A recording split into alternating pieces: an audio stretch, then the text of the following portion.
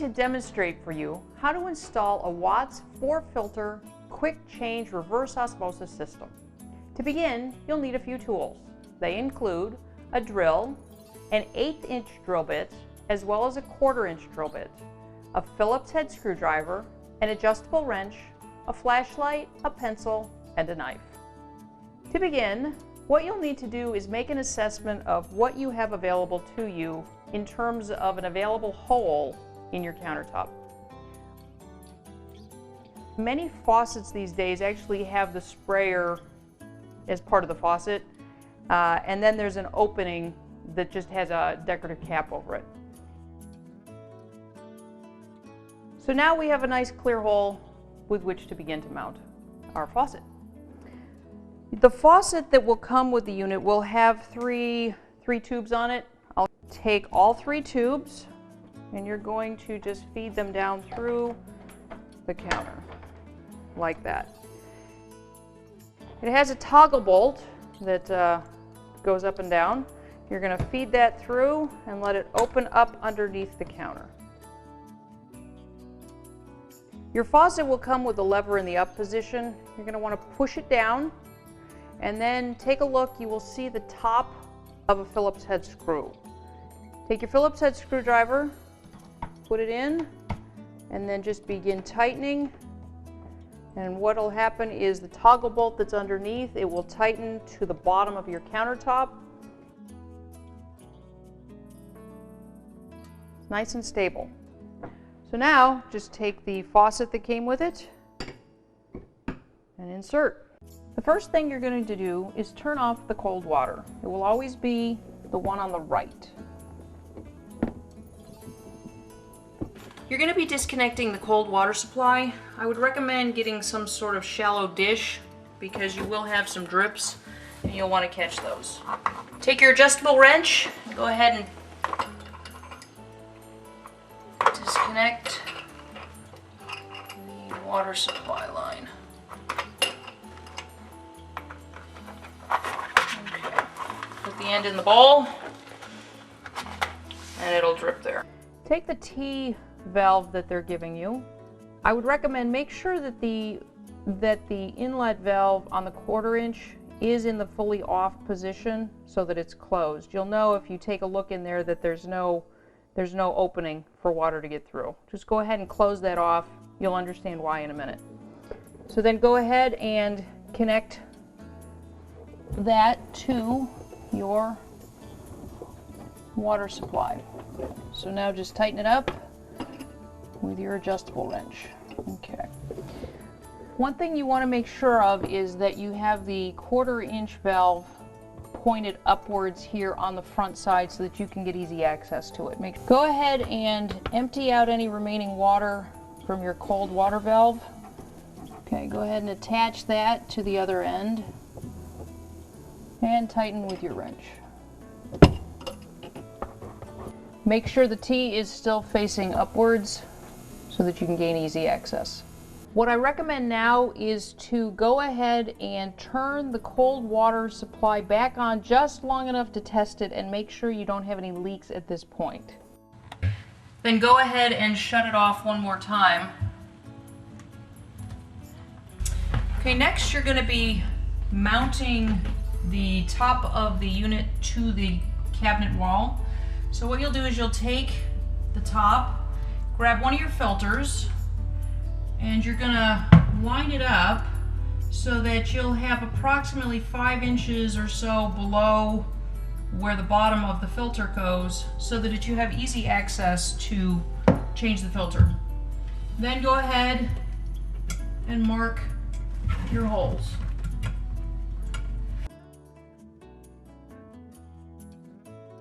Take your 1/8-inch drill bit and go ahead and drill your holes.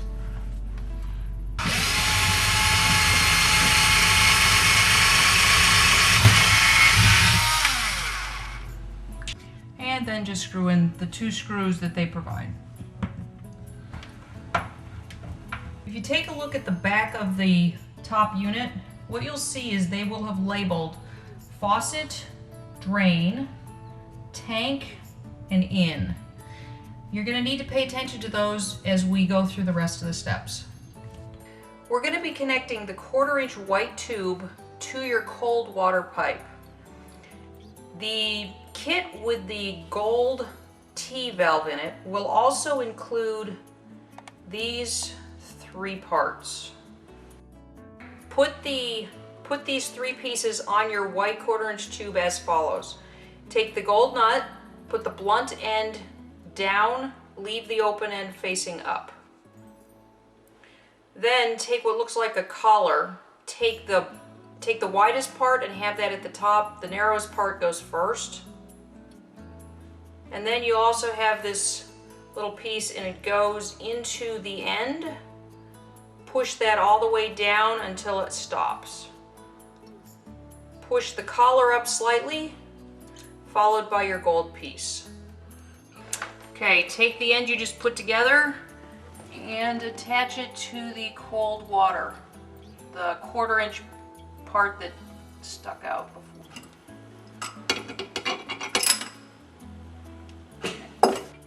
Find the label in, and all you're going to do is you're going to take the end, you're going to stuff, and you're going to put it in. Now the thing is, this is a quick connect fitting. What you need to do is push it in until it will go no farther.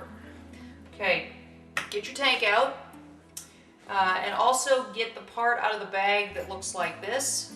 This is the tank valve. Okay, take your tank valve and simply screw it in the hole. You should end up with the spout facing downwards. And figure out how much length you're going to need to go between where it says tank on the back of the top to the spout you just installed on your tank. I've already cut ours. So once again, just like the other part, go ahead and push it in and you'll feel it go in just a tad bit slighter. Give it a tug. You'll know it's tight. Do the same thing to the fitting on the back of the head, on the back of the top of the unit. So now what you're going to do is you're going to hook up the black tube that attaches from the faucet into your drain pipe. Now there's a few things you need to think about before you just drill a hole. One of the things is this is a gravity fed drain, so what is important is it needs to always be coming down, and it technically needs to be as short as you can possibly make it. So what you want to do is see how long you need to make the tube to attach somewhere right below. You're going to be taking your 1/4-inch drill bit, and you need some place for it to begin so that it's not running all over. And then just go ahead and drill.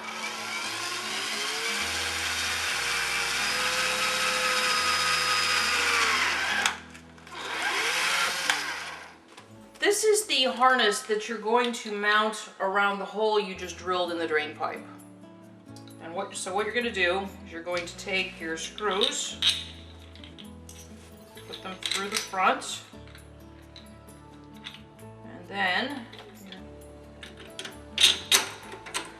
okay, now what you're going to want to do, you want to line up the center of the hole you just drilled. Easy way to do that, just stick a screwdriver in there, and then you're going to put the bolts on the back.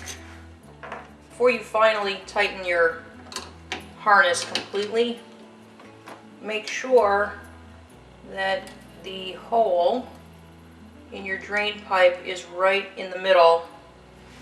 This piece will go into the end of your black tube. Push all the way in.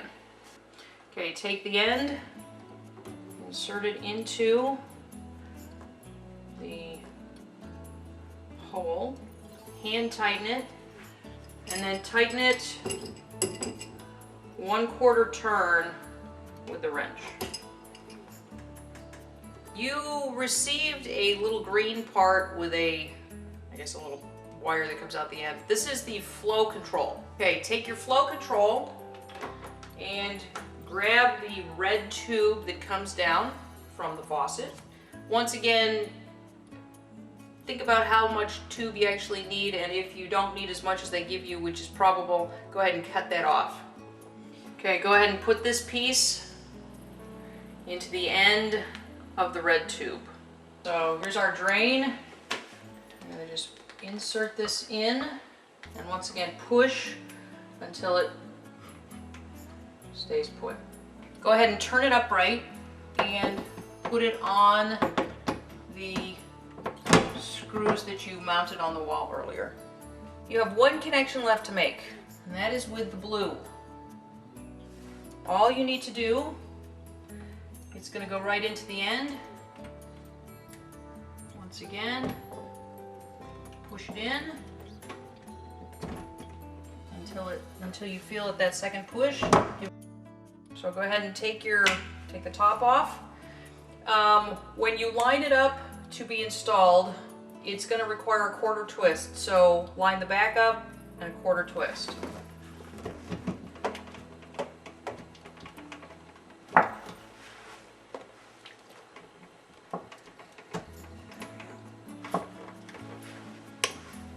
And the blue.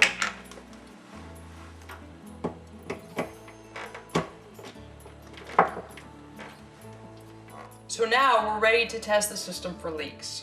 So now we're going to turn on the cold water. And now we're going to turn on the valve that leads to the system. Do this very slowly, watching for any leaks that could potentially be there in the process.